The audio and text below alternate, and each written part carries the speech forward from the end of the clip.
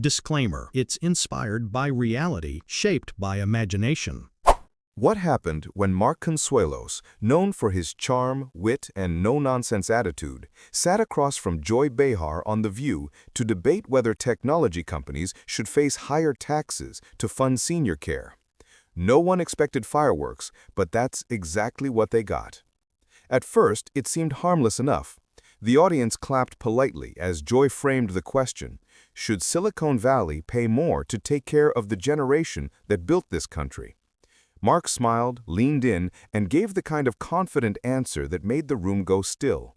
But what started as a thoughtful policy discussion soon turned into one of The View's most charged exchanges, one that would leave Joy visibly rattled and Mark standing firm. It wasn't just about money or taxes. It was about accountability, gratitude, and how a nation treats its aging citizens in the face of billion-dollar profits. By the time the segment ended, the tension between the two could have been cut with a knife.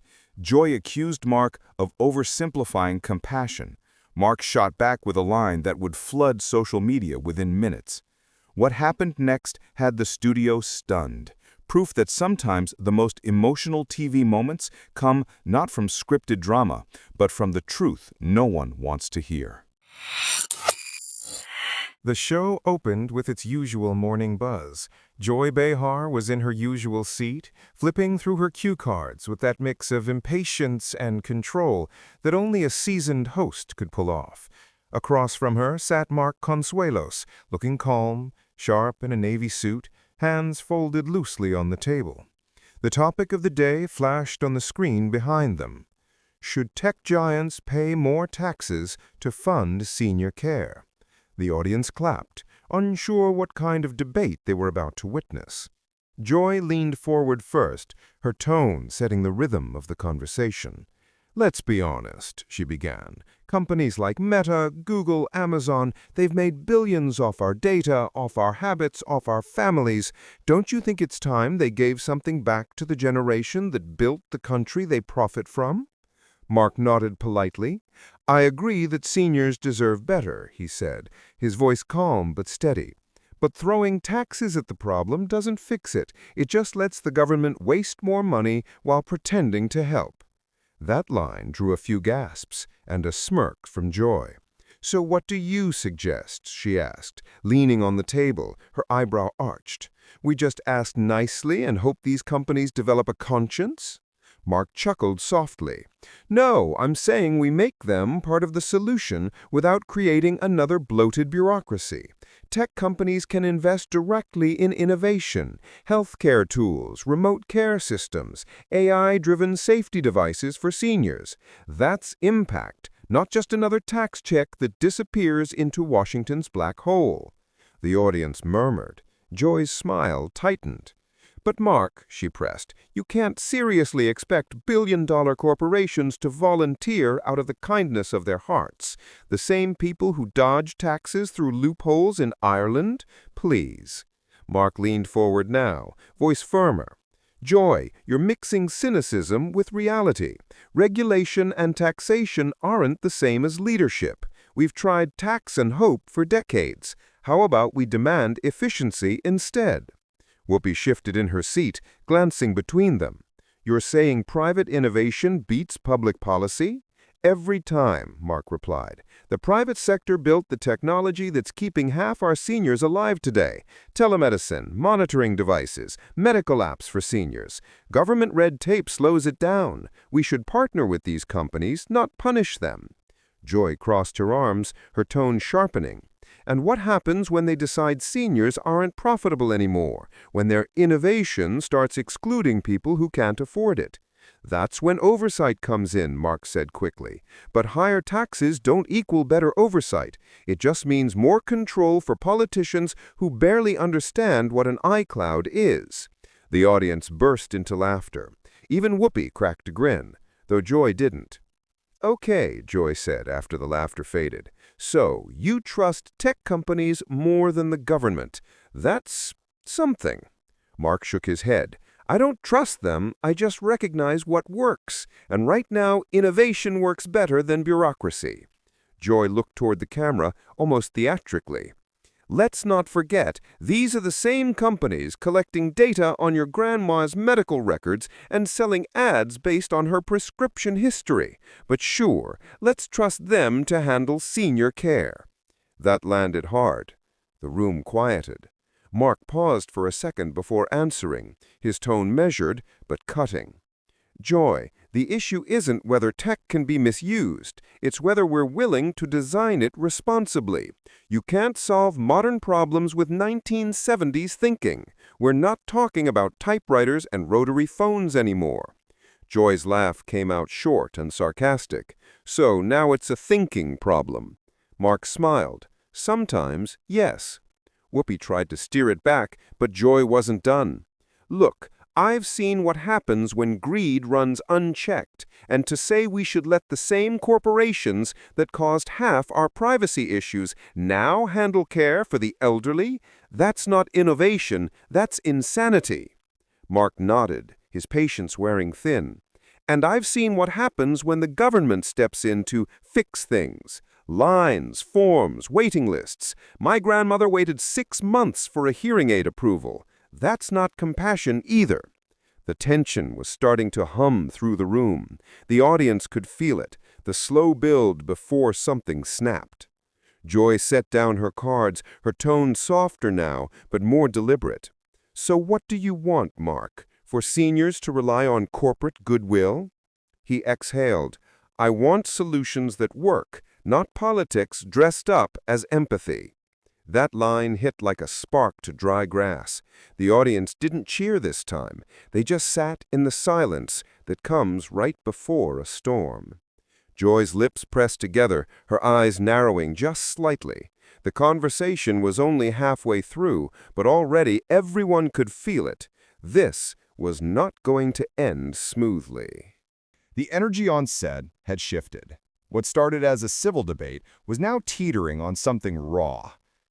Joy Behar leaned back in her chair, eyes locked on Mark Consuelos like a cat sizing up its next move. The audience could feel the tension tightening. So, Mark, Joy began slowly, you keep saying innovation like it's a magic word. But when was the last time a billionaire or a tech CEO cared about seniors in Florida who can't even afford internet, let alone a fancy health monitoring gadget? Mark straightened in his seat, jaw firm. That's exactly why I'm saying we need partnerships, not punishment. If the government worked with these companies, we could make those tools affordable. But what you're suggesting, higher taxes, just kills incentive. You can't keep draining money from the people actually creating solutions. Joy snorted. Creating solutions? They're creating problems, Mark. Have you read a headline lately? Data leaks, scams, fake news, these are all born from the same tech industry you're defending. Mark leaned forward, elbows on the table. And who's supposed to fix it, Joy? The same government that can't secure its own systems? We've had hacks in hospitals and DMV databases, even in the IRS. And you want them running senior care programs funded by tech taxes. That got a few claps from the audience, mostly from the younger crowd. Joy gave a tight smile, the kind that said she wasn't going to back down. Oh, so now you're blaming the government for everything, she shot back. You know, I find it funny. People like you always talk about freedom and innovation, but the second things go wrong, suddenly it's the government's fault for not stepping in. Which is it? Mark sighed, rubbing his temples for a second before responding. Joy, it's about balance.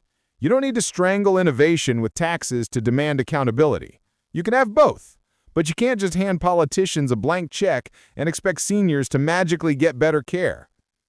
Whoopi, sitting off to the side, interjected gently. It sounds like what you're both saying is that seniors need support, but we disagree on how. Joy shook her head, her voice cutting back in. No, Whoopi.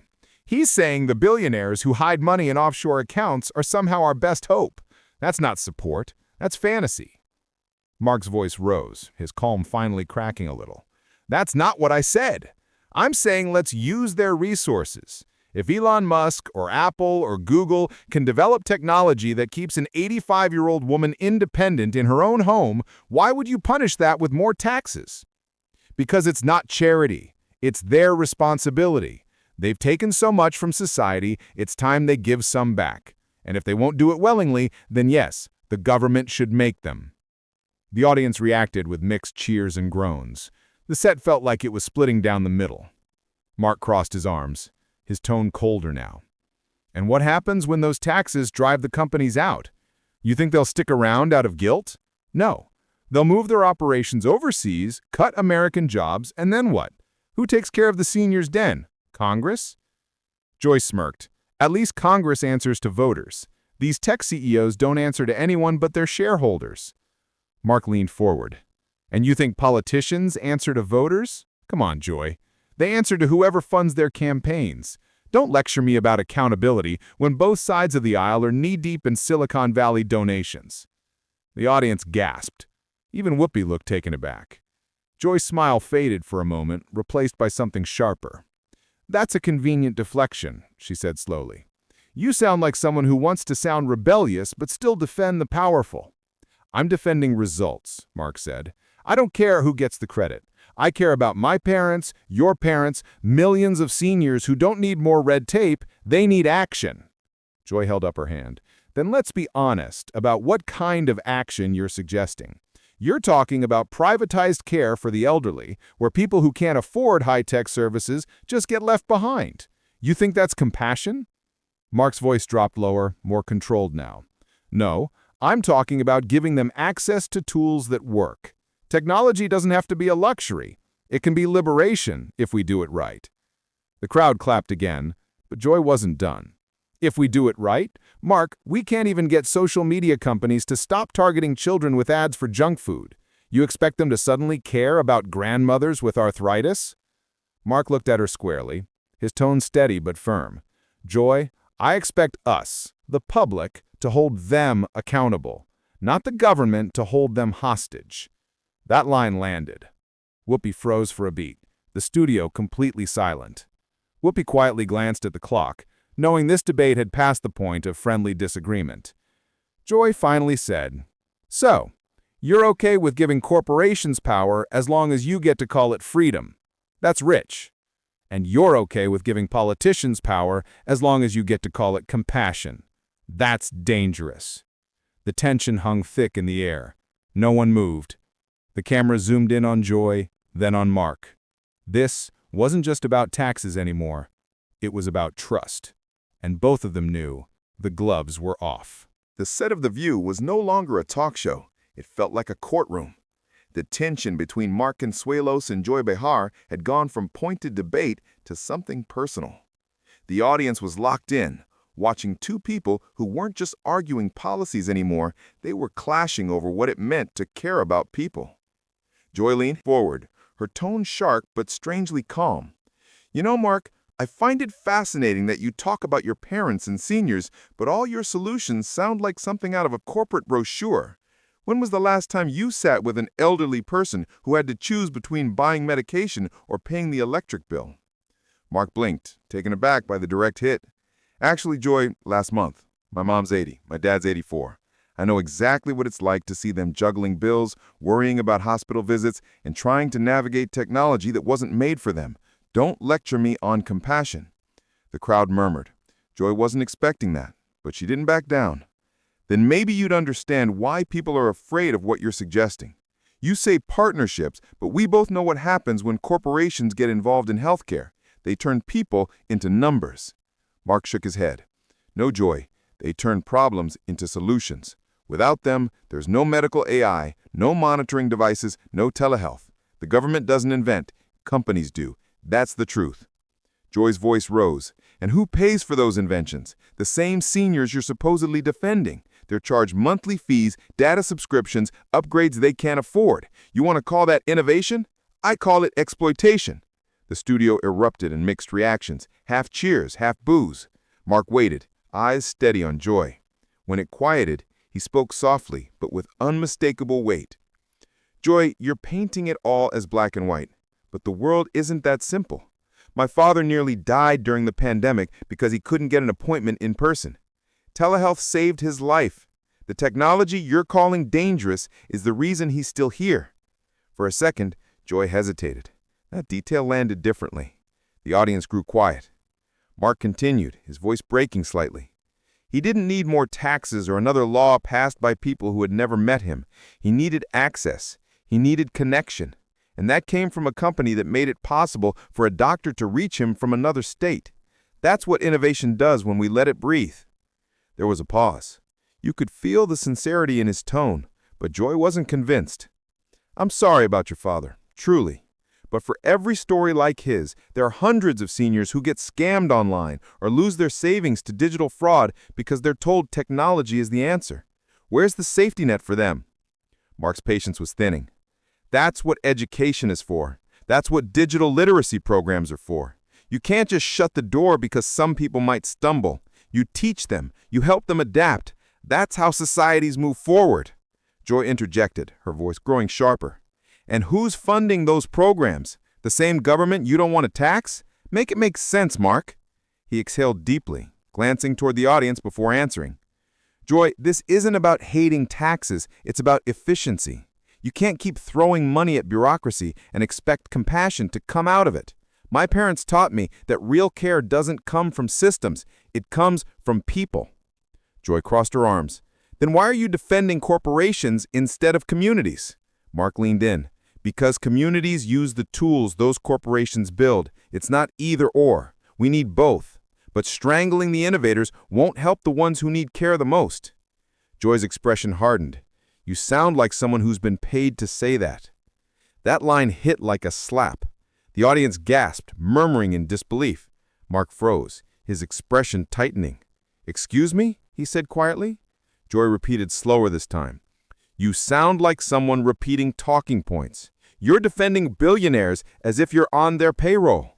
Whoopi immediately raised her hand from the moderator's seat. Joy, that's getting a little personal. But Joy wasn't done. No, Whoopi, it's relevant. Because when someone comes on this show and defends corporations over public funding, I have to ask who benefits. Mark's jaw tightened. He looked straight at Joy, his voice low but cold. You know, that's the problem right there. You assume that if someone disagrees with you, they must be corrupt. Maybe I just believe in empowering people instead of waiting for politicians to save them. The audience clapped loudly, sensing the emotional undercurrent. Mark continued, more passionate now. I've seen what happens when seniors get treated like statistics. My parents' generation deserves dignity, not pity, and that won't come from another tax. It'll come from trust, innovation, and independence. Joy's retort came sharp.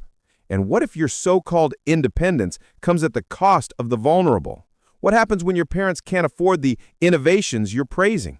Mark's voice rose again. Then I'll make damn sure they can, and I wish more people in power thought that way. The set fell silent. The two just stared at each other, the air heavy with everything unsaid. Finally, Joy muttered, You're idealist, Mark, but idealism doesn't protect people. Regulations do. Mark nodded slowly. Maybe, but regulations without heart just become chains. The camera caught his face, a mix of anger and hurt. The studio lights felt too bright, too hot. Everyone sensed it. The conversation had gone from a clash of ideas to something deeply personal. And from here, there was no turning back. The silence after Mark's last line lingered longer than usual. It wasn't the kind of pause that came from confusion. It was the kind that came from discomfort. Everyone in the studio knew they had crossed into new territory. Whoopi Goldberg shifted slightly in her seat, trying to ease the air. All right, let's keep this civil, she said, but even her voice carried tension. Joy Behar didn't move. She just kept her eyes on Mark, her tone now ice cold. Let me ask you something, Mark, she began, her voice slow, deliberate. When you talk about heart and independence, who exactly are you talking about? Because for millions of seniors in this country, independence isn't some philosophy, it's a luxury. They can't afford their medication, let alone the technology you think is going to save them. Mark nodded, his hands clasped. I understand that, Joy, but you don't fix that problem by suffocating the people building the tools that could make things cheaper and easier. Joy interrupted before he could continue. Cheaper? You think AI-driven healthcare or smart devices are cheaper? You live in a fantasy world, Mark. You're defending an industry that charges subscriptions for survival. The audience gasped, a ripple of nervous laughter spreading across the room. Mark's patience finally cracked. You're twisting my words, Joy. I'm not defending greed, I'm defending progress. If we punish innovation every time it succeeds, no one will want to build anything anymore. Joy threw up her hands. Oh, please. That's the same speech every billionaire gives when they want to avoid accountability. It's always progress when the profits roll in, but the minute people ask for fairness, suddenly it's punishment. Mark leaned forward, his eyes narrowing. You think taxing them fixes that? You think giving more money to a government that can't even manage veteran care is going to magically fix senior health care? Come on, Joy, you're smarter than that. Whoopi spoke up, trying to calm things. Let's remember, folks, we're talking about balance here. Maybe there's a middle ground. But Joy cut in again, her tone rising. No, Whoopi, there is no middle ground when seniors are dying waiting for medicine while companies build robots that dance. I'm tired of this idea that corporations will do the right thing out of kindness. They won't. Mark's expression hardened. You're tired of the idea because it means taking responsibility. It's easier to blame the system than to fix it. That line drew a sharp murmur from the crowd. Joy blinked, then sat back slowly, visibly stung. Excuse me? Mark didn't back off. You sit here every morning criticizing the world like you've got all the answers. But when someone actually wants to innovate, you call it greed. Maybe the problem isn't companies, Joy. Maybe it's people who stop believing anyone can do good without being told to. The air was electric. Even the producers off camera looked frozen. Joy's voice shook slightly, but she kept her composure. You think you're being noble right now, don't you? You think your optimism makes you some kind of hero? But you're ignoring the suffering that optimism conveniently forgets. Mark's tone softened, but his words cut just as deep. No, I'm just refusing to believe that cynicism is compassion. You've built a career on pointing out what's wrong, Joy.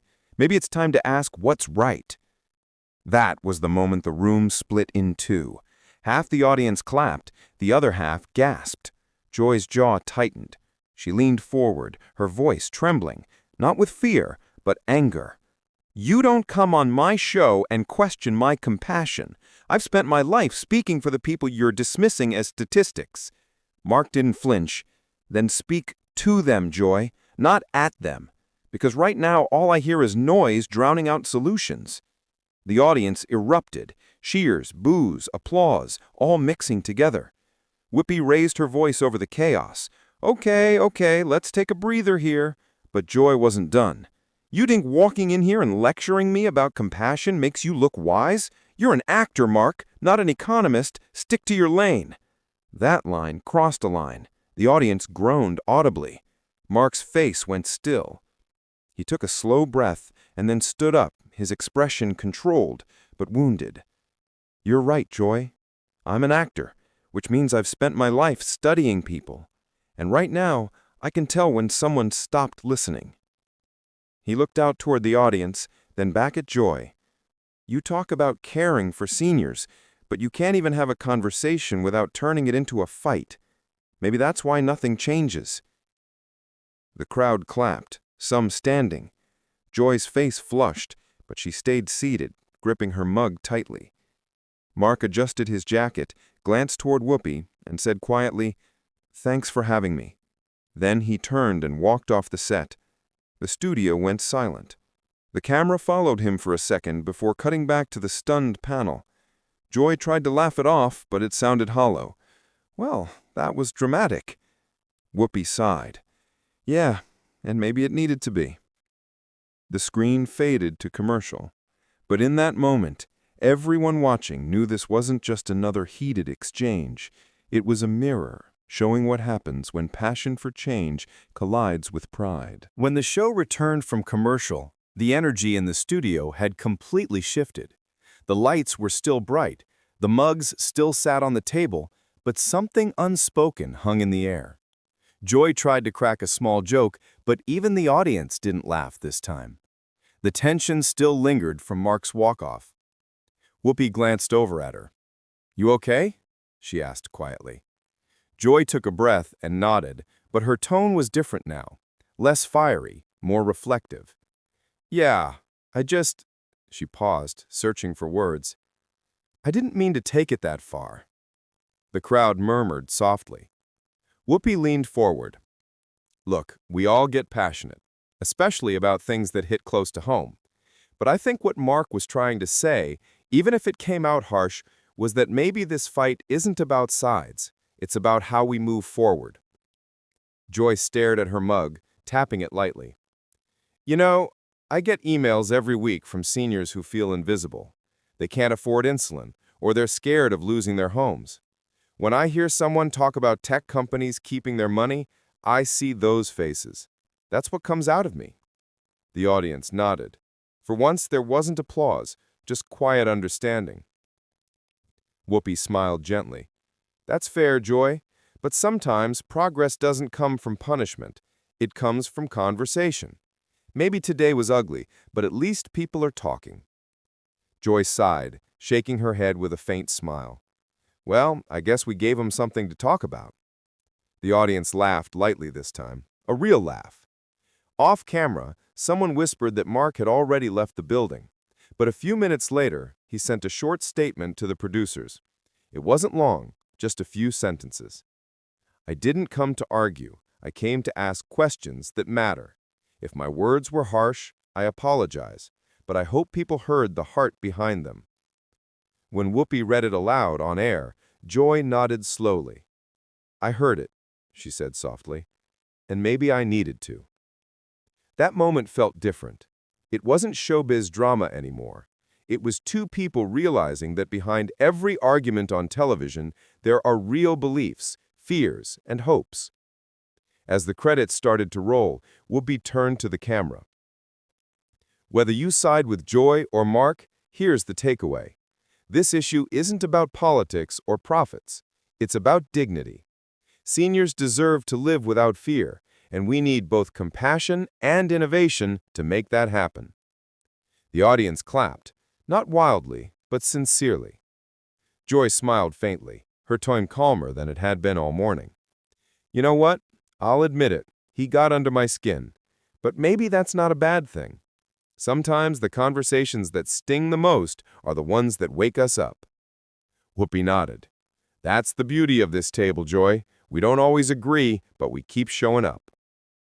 As the outro music began to play, the camera pulled back, showing Joy and Whoopi sharing a small, genuine laugh.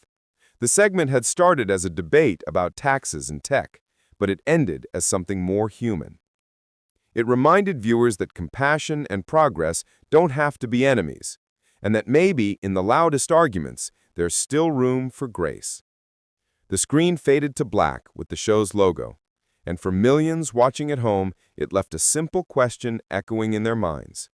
If we really care about our seniors, are we willing to listen as much as we speak?